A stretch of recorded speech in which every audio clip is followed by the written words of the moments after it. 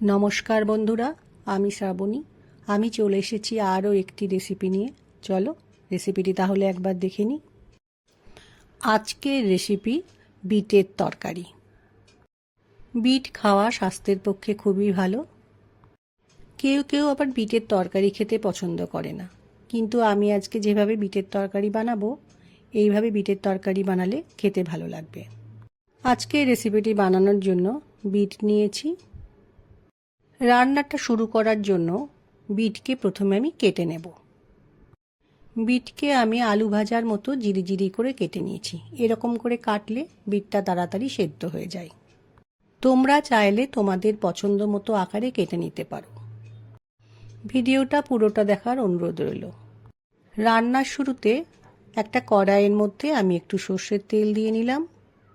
তেল প্রথমে ভালো মতো গরম হয়ে গেলে আমি তেলের মধ্যে অল্প পরিমাণে কালো জিরে ফোড়ন দিলাম। কালো জিরেটা খুব সুন্দরভাবে ভাজা হচ্ছে, এই সময় একটা কাঁচা লঙ্কা ফোড়নে দিলাম। কালো জিরে ও কাঁচা লঙ্কা ভালো মতো ভাজা হয়ে গেছে। এবার অল্প পরিমাণে হিং তেলের মধ্যে দিয়ে একটু সময় ভেজে নেব।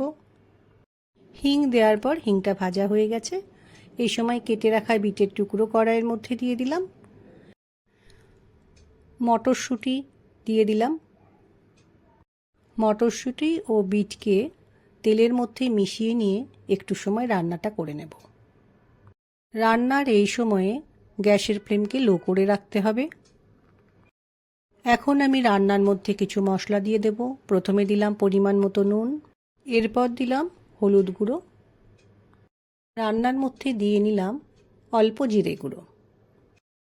এখন সমস্ত মশলাকে মটরশুঁটি ও বিটের মধ্যে ভালো করে মিশিয়ে নিতে হবে।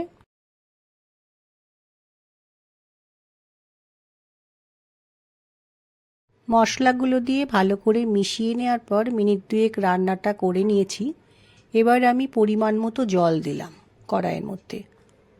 রান্নার মধ্যে জল দেওয়ার পর জলটা ভালো করে রান্নার সাথে মিশিয়ে নিয়েছি।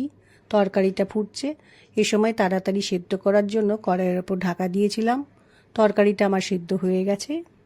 এবার ধনেপাতা কুচি তরকারির মধ্যে দিয়ে আবারও একবার তরকারির সাথে ভালো করে মিশিয়ে নেব।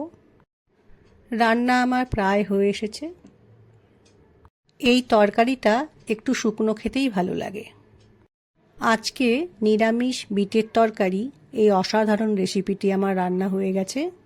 যারা বিটের তরকারি খেতে পছন্দ করে না, তারা এভাবে রান্না করে খেয়ে দেখো, তারপরে কমেন্ট করে আমাকে জানিও কেমন লাগলো। এই রান্নাটা রুটি ভাত সবার সাথেই ভালো লাগে। আমার আজকের রেসিপি ভালো লাগলে লাইক, শেয়ার ও সাবস্ক্রাইব করো। ভিডিওটি দেখার জন্য ধন্যবাদ। ভিডিওটি আজ এখানেই শেষ করছি। ফিরে আসছি আরও একটি রেসিপি নিয়ে।